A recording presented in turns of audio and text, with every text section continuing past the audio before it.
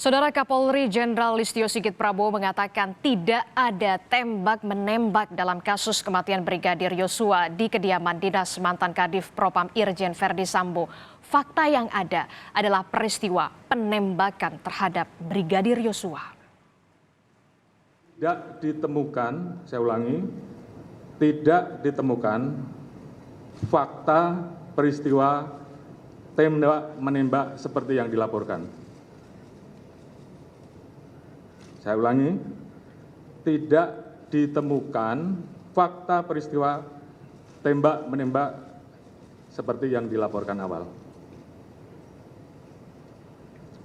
Tim khusus menemukan bahwa peristiwa yang terjadi adalah peristiwa penembakan terhadap saudara J yang mengakibatkan saudara J meninggal dunia yang dilakukan oleh saudara RE atas perintah saudara FS. Saudara E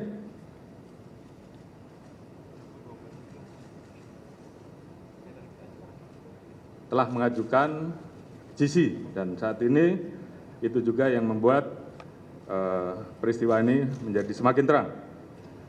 Kemudian untuk membuat seolah-olah telah terjadi tembak-menembak,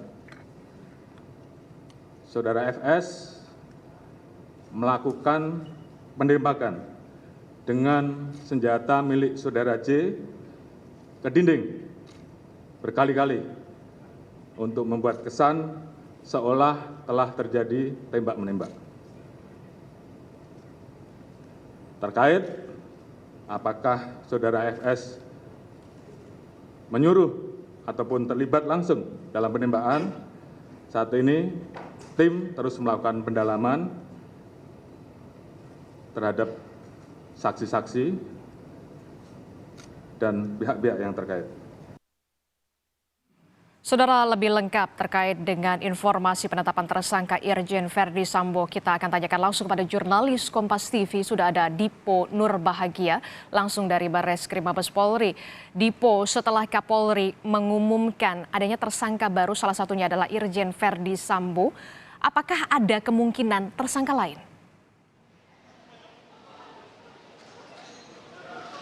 Kalau kita lihat dari pasal yang disangkakan, yakni pasal 340, subsidiar pasal 338, jungto pasal 55 dan pasal 56 KUHP, ada turut serta, kemudian juga siapa yang menyuruh, dan juga terlebih lagi pasal 340 ini menekankan terkait dengan pembunuhan berencana, tidak menutup kemungkinan bahwa akan ada tersangka lain terkait dengan peristiwa penembakan kepada Brigadir Yosua yang mengakibatkan Brigadir Yosua ini meninggal dunia. Tetapi yang paling penting untuk ditekankan, Aris dan juga saudara, walaupun masih ada kemungkinan tersangka baru, tetapi yang pasti adalah pihak Polri telah berhasil menetapkan siapa sebenarnya aktor yang menyuruh ataupun aktor yang memerintahkan Barada Eliezer untuk menembak Brigadir Yosua. Seperti yang kita ketahui bersama, aktor yang kemudian menyuruh Barada Eliezer menembak Brigadir Yosua adalah Irjen Pol Verdi Sambo. Memang sayang sekali, Aris dan juga saudara, tidak dijelaskan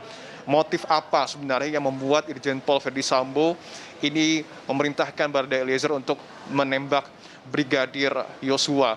Tadi pun kami mencoba lebih rinci menanyakan sebenarnya apa aktivitas yang terjadi pada saat itu, pada saat Brigadir Yosua ini dilakukan penembakan. Tetapi sekali lagi, Kapolri menyebut bahwa ini adalah materi penyidikan sehingga proses penyidikan masih terus berlangsung dan belum dapat diungkapkan kepada wartawan dan juga kepada publik.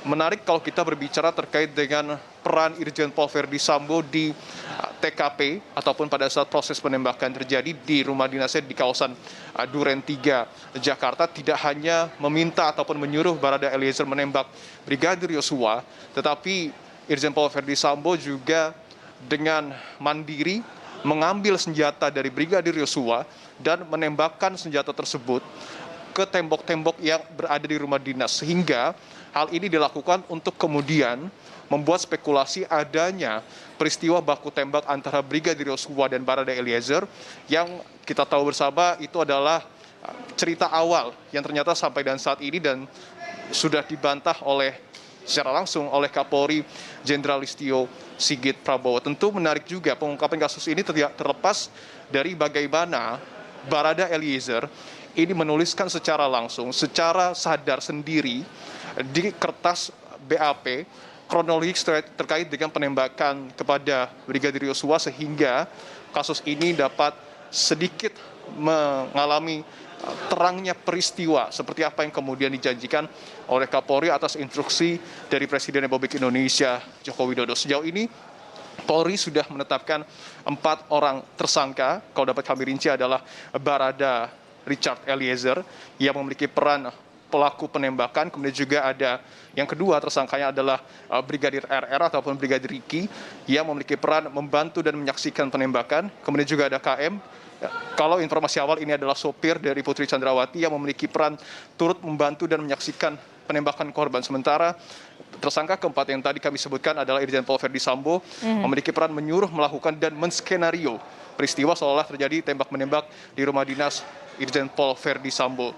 Tadi juga sudah kami konfirmasi saat ini Irjen Pol Verdi Sambo ditahan di Makobrimob Kelapa II Depok, tetapi nanti tentu akan berkoordinasi dengan Barreskrim apakah kemudian proses penahanan ini akan dipindahkan ke Barreskrim atau tidak. Kita masih harus menunggu update terbaru dari Polri dalam beberapa waktu ke depan. Tidak hanya terkait dengan proses penembakan, tetapi yang kita ketahui bersama ada Inspektorat Khusus ataupun IRSUS yang juga menyelidiki dan juga menyidik terkait dengan dugaan pelanggaran kode etik yang dilakukan terhadap ataupun yang dilakukan oleh perwira Polri. Sejauh ini aparat kepolisian sudah memeriksa 50 orang perwira di mana 31 diantaranya ini diduga melanggar kode etik, 11 orang diantaranya sudah ditempatkan di tempat khusus, 3 diantaranya merupakan perwira tinggi Polri yang sudah ditempatkan di Makobrimob Kelapa II Depok. Kita harus melihat apakah kemudian nanti ada kejutan lagi terkait dengan peristiwa ini dalam beberapa waktu ke depan, Adisti. Baik, kita akan tunggu nantinya akan seperti apa. Saat ini memang Irjen Verdi Sambo sudah ditetapkan sebagai tersangka dan saat ini ditahan di rutan Makobrimob Kelapa II Depok, Jawa Barat. Terima kasih informasinya, jurnalis Kompas TV Dipo Nurbahagia.